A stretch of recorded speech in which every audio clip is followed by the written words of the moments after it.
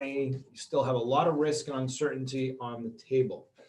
And that risk, that uncertainty will ultimately impact how small business owners think about their business. It's going to impact their customers. It's going to impact their ability to retain and attract new employees, new talent, and possibly even like capital, right? So now that PPP monies are starting to dry up and everybody's got their EIDL. So I think what are you thinking? It's kind of it's moving from we're at kind of nothing's going to change like night and day in the next 2 weeks, but there are going to be a lot of changes in the next 2 weeks, and it's a time for us to like kind of think about things. Even over the last month, the mindset of the nation as a whole has gone from call it house arrest to let's move about freely. We're seeing a spike in cases in hotspots. But even looking forward, end of July, unless Congress acts, which they're talking about right now, probably as we speak, that enhanced unemployment is going to end. And what does that mean, right? Like, I think it means that we need to start thinking as businesses and as a nation about moving from the days of the PPP, which I'll call the survival days, to the days of like post PPP. What do we need to do to invest in our businesses, in ourselves, to thrive? Right. So, you brought up that, we are seeing a spike in cases in certain parts of the country. Folks are attributing that to people finally getting out. Part of it is it's warmer weather. So down south, people are conjugating back indoors, right, with air conditioning. What does that mean for us here in the Northeast? What does that mean for us in the Midwest? Come September, October, we start to live more indoors again, heating on, right? At least from a small business perspective, we're obviously maintaining a smaller footprint. So with that said, the raw take here is 2020. Still a ton of risk and uncertainty on your table. And like Steve, you were alluding to, this now is a question of not just survival, because if that is your only mindset, you may not get through this.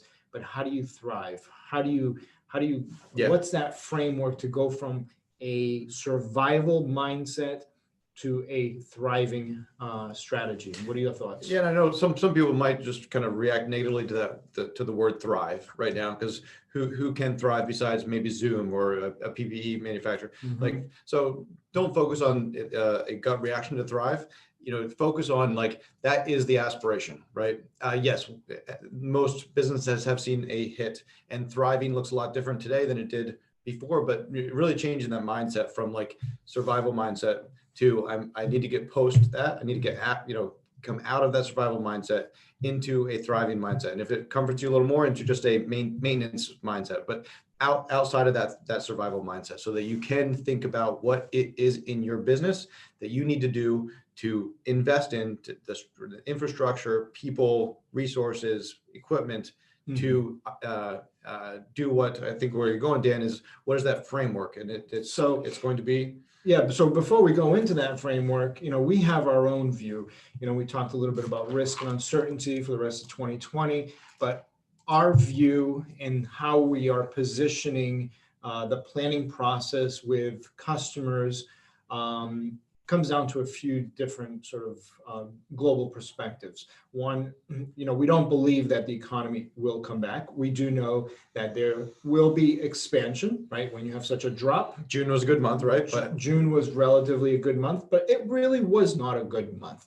So we don't believe that the economy will expand ultimately this year. It will ultimately retract 6 to 8%. That's a huge That's a big downturn.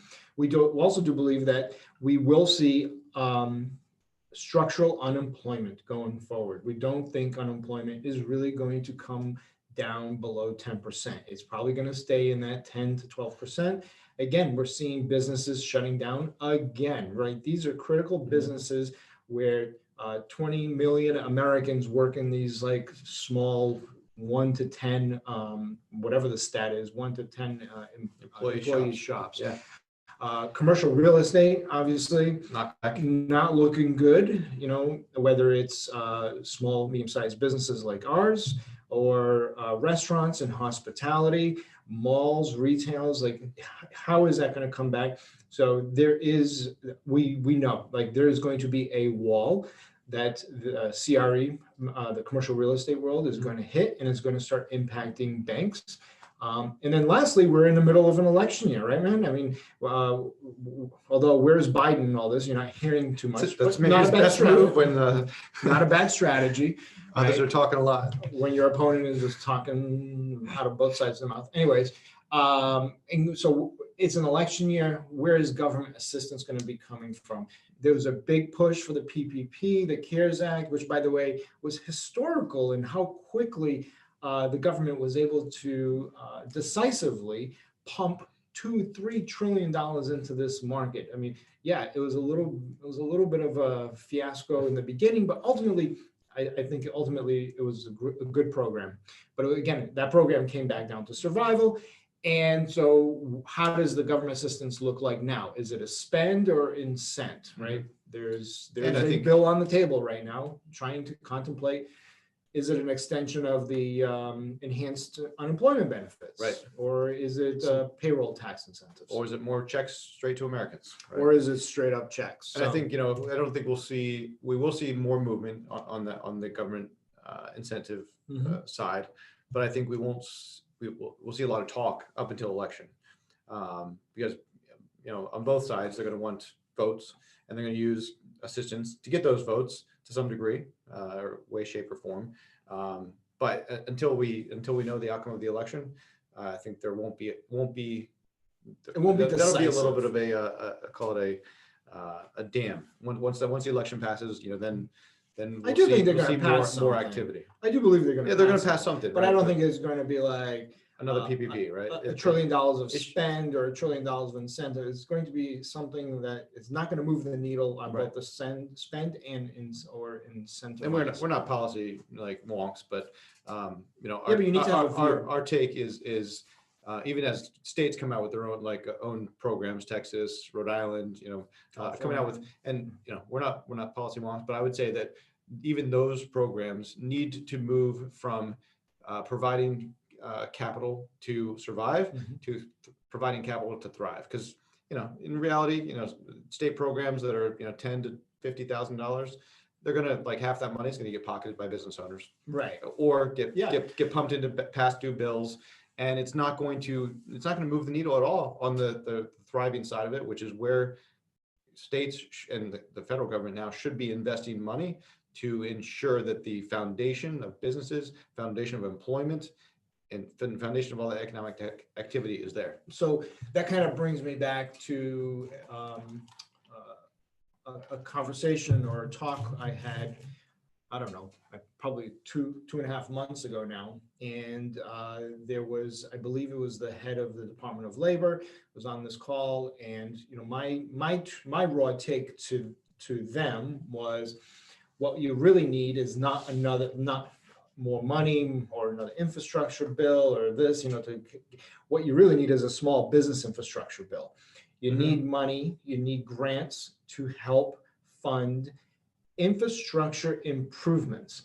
There are small businesses that still have premise-based servers, premise-based telephone systems. And I know there are pros and cons to both, but having, baking in business continuity, disaster recovery into the DNA of a company is critical.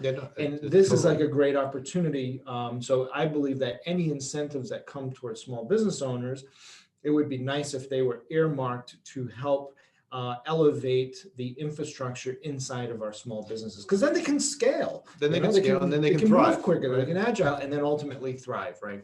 And that's where I think we are encouraging people to start thinking about is you move from survival to thrival.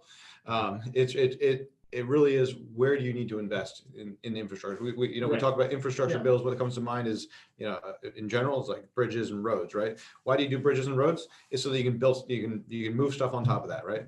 Literally. But in terms of our businesses, invest in infrastructure so that you can move stuff on top of that. It could be marketing, SEO, Google AdWords, right? Digital marketing. It could be accounting systems, financial management systems, technology, whether it's servers or telephony or email. Right?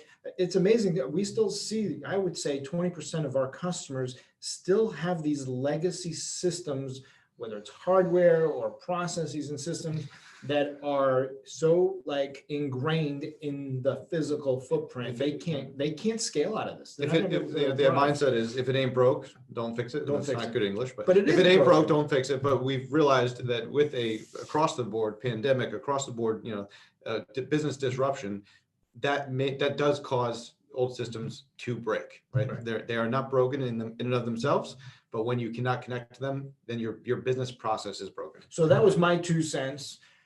Small Business Infrastructure Fund. What a great idea. You're putting money back into the system, and you're investing in small businesses so that once they are on the other side of this, they are brand new. They're brand new shops. So anyways, enough of that. We're just kind of, but let's go to the framework. What's the framework for small business owners to think about as they think, how am I going to thrive, right? And we break it down into kind of 3 pieces. One is adapt. Your business is going to be about the same. I can see a market for it post-COVID, but I need to adapt. Secondly, I need to pivot. I can stay in my same industry, but I need to pivot somehow. I need to do business a little different. Do it a little differently. And then lastly, if you cannot see a path, a long-term path for the business, operational path in order to thrive, then really think about transition, whether that's I'm going to sell my business, I'm going to acquire another business, or I need to go through a restructuring process. So let's start with number 1, which is adapt. Let's talk maybe 1 or 2 examples on a typical business, thinking about reopening, trying to figure out, do I bring employees back? Can I really feel comfortable having customers come? Let's 1 or 2 examples here. Let's talk manufacturing, right? Well, most likely you're probably already back up and running, but maybe you had to shut down because you had an outbreak of COVID in your facility. You need to operate with social distancing. You need to operate with PPE. You need to apply PPE. You need to do some footprint reorganization, restructuring, or even an office. You need to restructure the office, the cubicles, right? So things need to change in the footprint, right? And I go to footprint with adapt because that is where a lot of the biggest change needs to happen.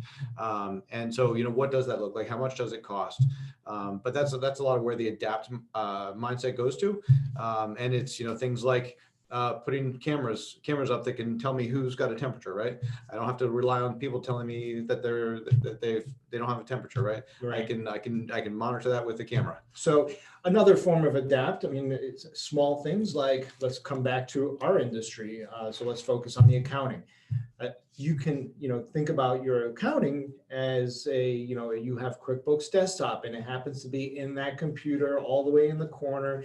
Your part-time bookkeeper comes there, you have a full-time, but you have to be in the office, right? So 1 way to adapt in the accounting world is transitioning your software, your accounting systems, into the cloud. Maybe even rethinking some of the processes, like, okay, the original source documents, how do I get those original source documents into the cloud? Believe it or not, we sometimes create these roadblocks because you don't need those vendor bills coming to you via US mail. They can come to you via email, or you could have them emailed directly to a specific email address. So there are small ways you can adapt without dumping thousands of dollars.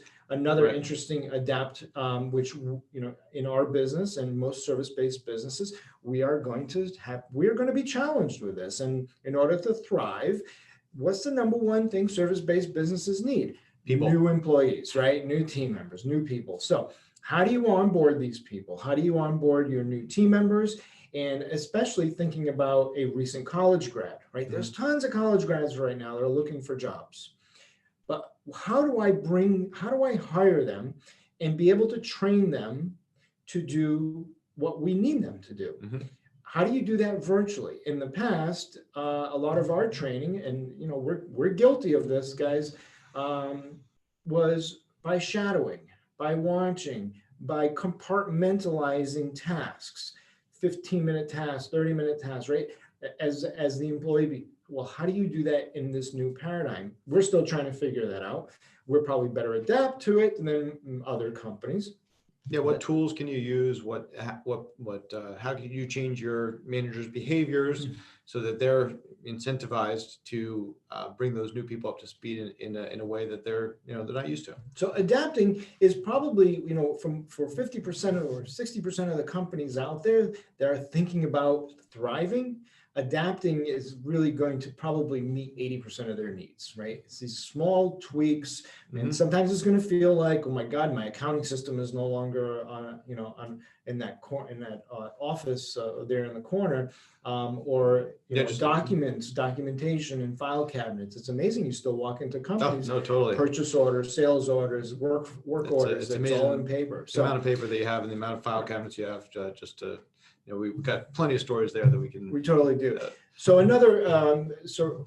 that's adapt. And as you're thinking about thriving, some companies will have to really blue sky their business model. So let's talk a little bit about the second one. Yeah. So what does it mean to do a pivot? What are some examples of companies pivoting their operations, their service delivery? We've got companies that are changing, what they do. We've got companies changing how they do what they do.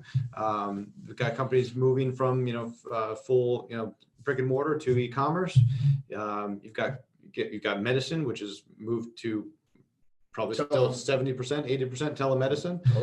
Totally different way of doing things, which the consumer would not have bought into 6 months ago. Or the insurance companies. Companies. But today it's just like that's just better, safer, cheaper, and makes a lot of sense. So it's about changing what you do, services, products.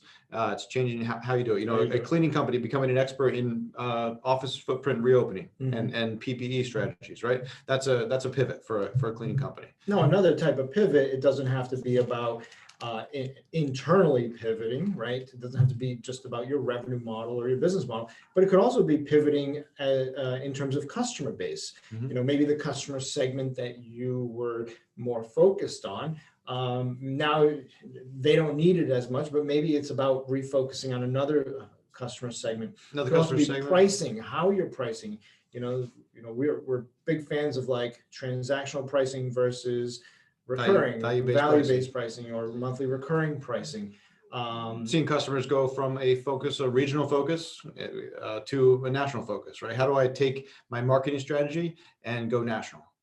How do I go beyond my relationship-based business to a true marketing-based business? And we're in GrowthLab. Obviously, we're not far off as we thought about thriving 3 months ago. We started a tax advisory and planning division. We started hiring for more national sales, right? So how you think about pivoting comes in many formats. It doesn't have to be about going from brick and mortar to e-commerce. So that said, now those are the companies that were able to what you consider traditionally thriving, but there's another way to thrive. If you're going to stay in a business that is accumulating or generating negative equity, or you're in a business that may not be able to come back, you've got a ton of like fixed costs, right? The commercial printing, I kind of go to that. It's a high fixed cost business. What a great time to be thinking about consolidation. And I'm going to pounce back on this like SBA, Department of Treasury release of all of the PPP loans that were issued over 150,000. There's a tremendous amount of information, competitive information. And by the way, I bet you there's 1 or 2 potential acquisition targets in that list. And Dan and Corey 2 weeks ago did a podcast all on that. Check it out. But basically, yes, all of the businesses that got $150,000 or more in PPP monies, that list is out there. It's about 660,000. 25 megs. Big list. Yep. You can slice and dice it by geography, industry, and NICS code, and you can look at basically kind of come for an inference of how many employees they have, and based on the industry, what their probably gross margins is and what the revenues are. And so you can put together a list of acquisition targets for that. But kind of a side note in the whole transition piece, like what does it mean to transition? It could be exit, it could be acquiring a business, or it could be going through like a restructuring. Yep. So anything else you want to touch on the transitioning? I think that's about it. All right. I think it's a good framework. There is a lot of risk in 2020 still. No doubt about it. Nobody would argue with that. Like looking at with that framework of trying to move from that survival mindset to the thriving mindset. In that thriving, what is my plan? So in the transitioning approach, I mean, one other thing I want to touch on, the notion of like entering a turnaround situation or restructuring, it's not a bad thing, right? Some companies really, the way they need to thrive or will have to thrive is by getting some breathing room. And if you have a transitional sort of mindset, if you're in that bucket, it's not a bad place to be. If you do believe that you've got a plan that can get you out of your situation in 1 to 3 years, a transitioning mindset through the lens of restructuring, talking to your bankers, talking to your vendors, putting pauses on some payments, restructuring payments. It's a great way to do it. It's totally hands-on. Something I think we preached about four months ago was, if there was ever a time to be open and be transparent with your debt holders, your vendors, your employees, your customers, now's the time. Because when it hits the fan, you're going to need them to be involved. So yeah, let's kind of move on. Any other final thoughts or? That framework is really kind of what we wanted to get out there today. Get people thinking about, because whether you're kind of waterfall point of like the change over the next 3 months, whether that's going to be end of unemployment, enhanced unemployment, whether that's going to be what's going to happen with your kids' school, whether that's going to be what's going to happen with government subsidy. Things are going to change. Whether it's going to be the election, things are going to change, and we need to move into planning for maintaining and thriving beyond this. But we are approaching our planning with the perspective that there's still a lot of risk and a lot of uncertainty on the table. Customers, companies, small businesses should keep an eye on cash, should look at survival through the lens of thriving, getting out of this, and think about how to adapt, how to pivot, and possibly, if that's the case for you, think about what a transition plan looks for you. So then I think it's all about, once you have a plan, you need to be very agile. And two phrases we have here is cadence and rigor. Cadence, do it regularly. Rigor, make sure you do it, and consistently and constantly.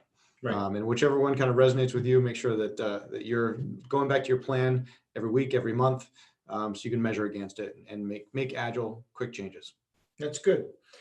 All right, my friend. That was good. Appreciate it. Thanks. Cheers.